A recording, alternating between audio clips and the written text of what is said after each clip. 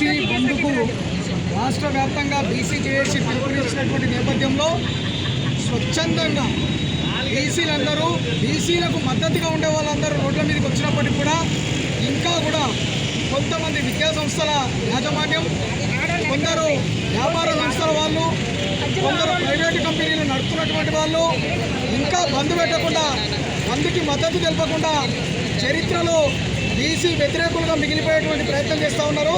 దయచేసి ఎవరు చూడట్లేదు అనుకుంటే మాత్రం తప్పు, మీ భ్రమ.